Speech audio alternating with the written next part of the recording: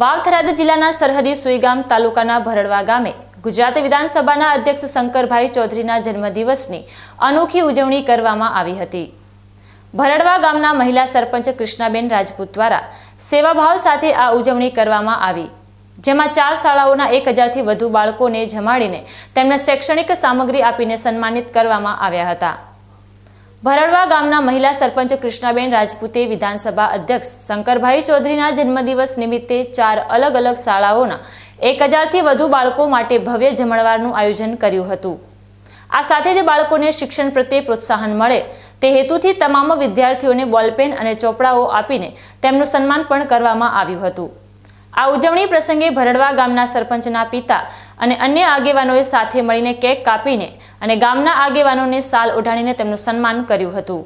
વંદે માતરમ, ભારત માતા કી જય। બહુ આજે અમારા ગામમાં એક હર્ષ અને આનંદની લાગણી છવાયેલી છે। શંકરભાઈ ચૌધરી એ અમારા આ વિસ્તારના એક નેતા છે, અમારા હૃદયમાં વસેલા છે। આજે એમનો જન્મદાડો હોય, અમારા ગામના સરપંચ શ્રી કૃષ્ણાબેને એમના જન્મદાડા નિમિત્તે આ ગામના 1000 બાળકોને તિથિ ભોજન આપ્યું છે અને બીજા ગામથી અનેક રીતે શાળાને બાળકોને તિથિ ભોજન આપ્યું। એટલું જ નહીં પણ બાળકોને પ્રોત્સાહન સ્વરૂપે પેનો આપીને પણ સન્માન કર્યું છે। ગામના વડીલોને પણ નોતર્યા છે, વડીલોને પણ આમાં સહભાગી બન્યા છે।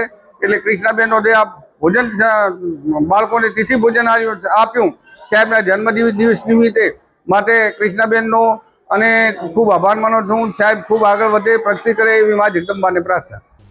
આમ ભરડવા ગામના મહિલા સરપંચ કૃષ્ણાબેન રાજપૂત દ્વારા શંકરભાઈ ચૌધરીના જન્મદિવસની ઉજવણી બાળકોને ભોજન અને શિક્ષણ સામગ્રી આપીને સેવા અને શિક્ષણના સમન્વય સાથે કરવામાં આવી, જે એક પ્રેરણાદાયી પહેલ છે।